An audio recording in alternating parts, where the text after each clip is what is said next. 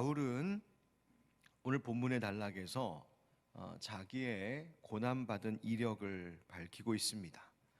11절 말씀에서 이렇게 나오죠. 박해를 받음과 고난과 또한 안디옥과 이고니온과 루스드라에서 당한 일과 어떠한 박해를 받은 것, 이렇게 말하고 있습니다. 무슨 일이 있었을까? 안디옥에서는 유대인들이 시내의 유력자들을 선동하여 바울과 바나바를 박해하고 그 지역에서 쫓아냈던 일이 있습니다. 이고니온에서는 이방인과 유대인들이 함께 바나바를 돌로 치려고 달려들어 이 바울이 돌에 맞아 죽을 뻔했다가 그 위기에서 도망쳐 나오는 일이 있었습니다. 루스드라에서는 실제로 돌에 맞아 죽은 것 같이 되어서 사람들이 죽은 줄 알고 그를 성 밖에 내던지는 일이 있었습니다. 바울은 예수 그리스도를 따르고 또 예수 그리스도를 전하며 살아가는 그 길이 결코 꽃길이라고 말하지 않습니다. 그 길은 고난의 길입니다. 우리 12절 말씀 다시 같이 읽어볼까요? 12절 시작. 무릇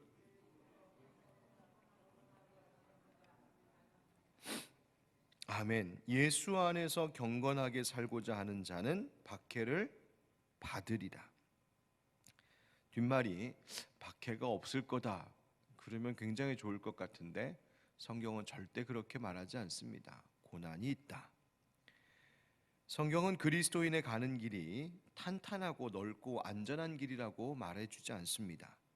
오히려 좁은 길이요 고난의 길이라고 말하죠. 그리스도인들이 만약 편안한 삶, 혜택을 누리는 삶, 소위 세상에서 말하는 성공한 인생을 목적으로 예수님을 믿는다면 그런 그리스도인은 얼마 가지 않아 금방 실망하고 말 것입니다. 왜냐하면 예수 그리스도를 따르는 이 경건의 삶이란 바로 이와 같은 박해와 고난의 길이기 때문에 그렇습니다. 많은 부딪힘이 있습니다. 마음의 내적 혹은 외적인 갈등을 겪게도 되는 일입니다. 무거운 십자가를 지는 길이기도 하고 손해를 보기도 하고 억울함을 당하기도 하고 바울처럼 비방과 미움을 받기도 합니다.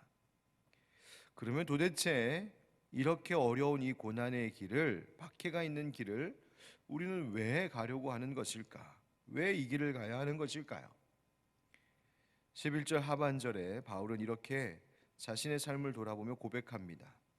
어떠한 박해를 받은 것을 네가 과연 보고 알았거니와 주께서 이 모든 것 가운데에서 나를 건지셨느니라. 할렐루야.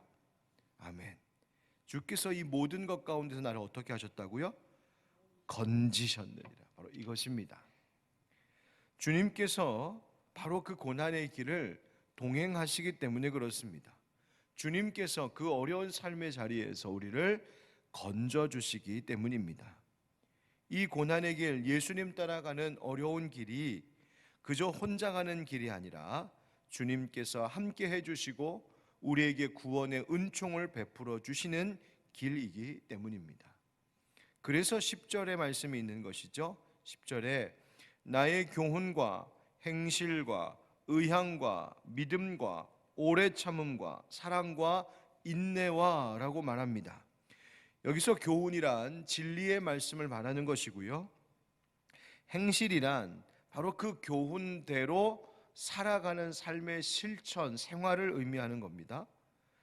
의향이라고 하는 것은 그 주님의 가르침대로 내가 실제로 살겠다 하는, 그 살고자 하는 목적을 의미합니다. 내 의지. 믿음이란 바로 주님을 믿는 믿음이요, 그리고 그 길을 가는 데 있어서 따르는 오래 참음, 사랑, 인내, 이런 것들이 소개되고 있죠. 이 같은 참 경건의 능력으로, 즉 경건의 모양만 아니라 참 경건의 능력으로 주님의 가신 길을 따르고자 할 때 주님께서는 이 모든 어려움으로부터 우리를 지키시고 건져주시는 주님이라고 바울은 자신의 삶을 경험하며 그렇게 간증하고 있는 겁니다. 여러분 기억하십시오. 하나님은 우리의 고통을 절대로 외면하지 않으시는 분이신 줄 믿습니다. 우리의 간절한 간구를 잊지 않으시는 분 우리 주님이십니다.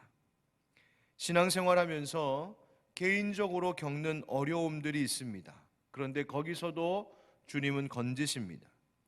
교회적으로 공동체가 그 사회에서 겪는 아픔도 있습니다. 지금 한참 그런 때인 것 같습니다. 그런데 그 아픔 속에서도 주님은 교회들을 건져내십니다. 다만 그 어려운 길을 가면서도 포기하지 않고 교훈과 행실과 의향과 믿음과 오래 참음과 사랑과 인내를 잃지 않고 예수님 가신 그 길을 내가 꿋꿋이 가겠노라 결단하고 다짐하는 그런 그리스도인들, 그런 주님의 교회를 주님께서는 모든 어려움으로부터 건져 주실 것입니다. 때로는 돌이 날라오듯 폭풍처럼 그렇게 위협적으로 고난이 있을 때라도, 때로는 그와 반대로 아주 부드럽게 아무렇지 않는 듯 죄의 유혹이 뻗어 우리에게 다가올 때에도 그 어떤 경우에라도 올바른 믿음 잃지 않겠다. 나는 이 인내의 길을 가겠다. 나는 오직 주님만 바라보며 주님 그 뒤를 따르겠다 고백하는 그런 성도들, 그런 교회를 하나님께서 반드시 보호해 주시고 구원해 주실 것을 믿습니다. 자, 그렇다면 그런 고난 중에도 이런 흔들리지 않는 올바른 믿음을 가지려면 어떻게 해야 될까? 바로 14절부터 17절의 말씀이 그것을 가르쳐 주고 있는데요.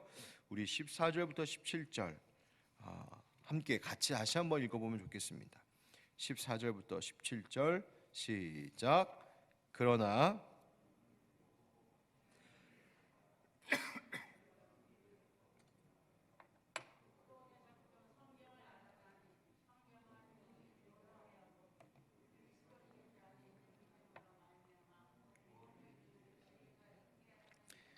모든 성경은 하나님의 감동으로 된 것으로 교훈과 책망과 바르게 함과 의로 교육하기에 유익하니 이는 하나님의 사람으로 온전하게 하며 모든 선한 일을 행할 능력을 갖추게 하려 함이라.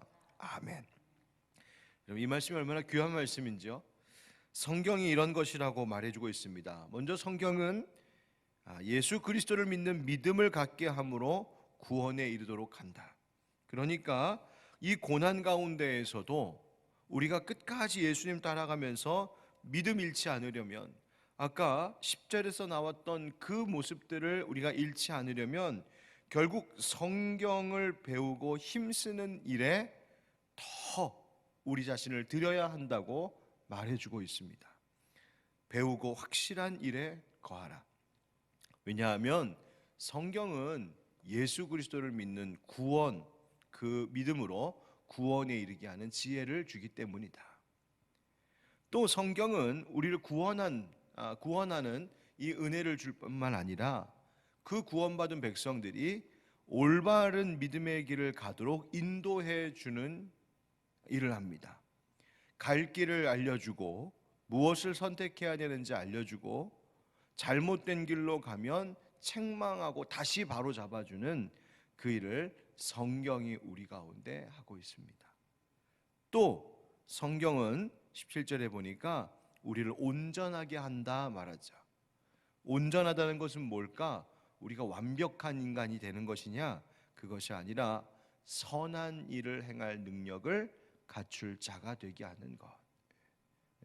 우리가 주님께서 원하시는 그 모습대로 순종하며 살아갈 수 있는 선한 일 하는 그리스도의 제자로서 살아갈 수 있도록 우리를 준비시키는 그 일이 성경을 통하여 이루어진다. 그렇게 이러한 성경을 붙들고 성경의 말씀 더 배우는 일에 힘쓸 때 우리가 이 고난 가운데에서도 믿음 잃지 않게 하는 힘이 있다라고 말합니다. 여러분, 성경에 어떻게 그런 힘이 있는 것일까요? 성경은 뭐라고 말하냐면 모든 성경은 무엇으로 된 것이라고요? 하나님의 감동으로 된 것이기 때문이다라고 밝히고 있습니다. 여기서 하나님의 감동이라고 하는 이 말은 하나님의 호흡이라는 뜻입니다. 하나님의 호흡으로 불어넣으신 성경은 하나님의 숨결이다라고 하는 이야기입니다. 하나님은 아담과 하와를 흙으로 빚어 창조하셨습니다. 그러나 하나님의 숨결이 들어가기 전까지는 그들은 그저 잘 빚어낸 조각작품, 그냥 잘 빚어낸 진흙덩어리에 불과했습니다. 그 흙덩어리에 불과한 것에 하나님의 숨결을 불어넣자 그것이 성경에 보니까 생명이 되었다라고 말하고 있죠. 하나님의 생명을 그 진흙덩어리에 불어넣어 주신 것입니다. 그렇게 인간은 하나님의 숨결, 이 하나님의 생명을 공유하는 존재가 되었습니다. 이것이 인간이 특별한 존재란 이유이고 하나님께 사랑을 받았다라고 하는 증거입니다. 여러분, 지금도 내가 오늘 아침에 일어나서 숨을 쉬고 있다는 것, 하나님께서 지금도 나에게 생명을 주셨다라고 하는 증거입니다. 하나님이 어디 계시느냐? 어떻게 하나님께서 나를 지으셨다는 것을 증명할 수 있느냐? 내가 지금 숨 쉬고 있는 게 그 증거다. 여러분, 코로나 때문에 숨 쉬는 것이 참 불편한 시대입니다. 마스크가 많이 익숙해졌지만 그래도 혼자 이렇게 있거나 또 집에 딱 들어갔을 때 마스크를 딱 벗으면 얼마나 편안한지 모릅니다. 편안하게 숨 쉬는 것이 정말 소중한 것인, 얼마나 소중한지, 또 좋은 공기 마시는 것이 얼마나 감사한 일인지 우리가 철저히 정말 느끼고 있는데, 여러분, 우리가 답답한 공기 속에 있다가 깨끗한 또 시원한 공기 마시면 뭐라고 하나요? 숨을 크게 쉬면서 아유, 이제 좀 살 것 같다. 여러분, 이 말이 틀린 말이 아닙니다. 우리는 숨을 쉬어야 살 것 같은 존재입니다. 바로 오늘 말씀이 그것입니다.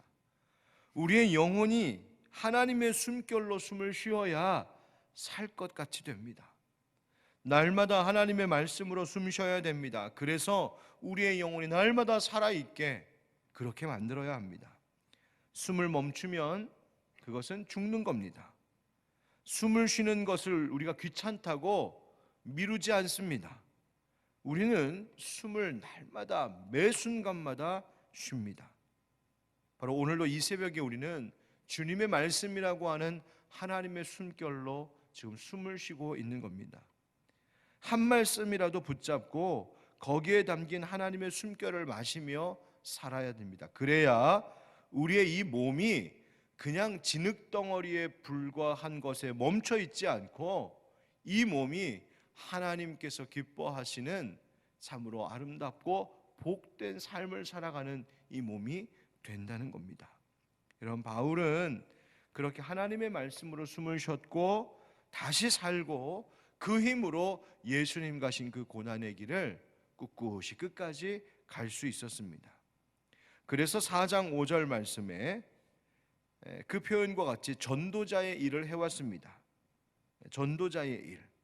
그리고 이제 그 전도자의 일, 그 말씀의 중요함을 가르치고 복음 전하는 그 전도자의 직무를 디모데에게, 그리고 지금 이 말씀을 읽고 있는 우리들에게 맡기고 있습니다. 그죠? 5절 끝에 5절 읽어보면, 그러나 너는 모든 일에 신중하여 고난을 받으며 전도자의 일을 하며 네 직무를 다하라. 여러분, 우리에게 동일한 직무가 있습니다. 복음의 도를 전하는 전도자의 직무입니다. 우리가 어떤 직업을 갖고 지금 살고 있든, 또 교회 안에서 내가 어떤 직분을 맡았던, 사회적으로 내가 어떤 신분의 사람이든 그것과 상관없이 우리에게는 동일한 직무가 하나 있으니 바로 그것이 복음 전하는 일입니다. 그리고 그 직무를 다하는 일은 지금 코로나 시대에도 변하지 않고 계속돼야 될 일들입니다. 어떻게 지금 누굴 만날 수도 없고 누구를 대화하면서 이야기할 수도 없는 이 어려운 때 어떻게 복음 전하는가? 그 직무를 다할 수 있는 길이 여기 있습니다. 우리 7절 8절 4장 7절 8절 같이 읽겠습니다. 시작. 나는 선한 싸움을 싸우고 나의 달려갈 길을 마치고 믿음을 지켰으니 이제 후로는 나를 위하여 의의 면류관이 예비되었으므로 주 곧 의로우신 재판장이 그날에 내게 주실 것이며 내게만 아니라 주의 나타나심을 사모하는 모든 자에게 도니라. 아멘. 선한 싸움을, 나의 달려갈 길을 끝까지 싸우며 나아가는 믿음 지키는 이 내 삶의 실천, 이것이 우리가 이 시대에도 복음을 전하는 전도자의 직무를 다하는 모습이 될 것입니다. 여러분, 오늘도 끝까지, 여러분의 삶의 끝까지 선한 싸움 싸워 나아가는 것, 우리가 소홀하지 아니하고 믿음 잘 지켜내는 주님의 백성들 될 수 있기를 축복합니다. 하나님이 모든 어려움 가운데에서 반드시 건져 주실 줄 믿습니다. 아멘.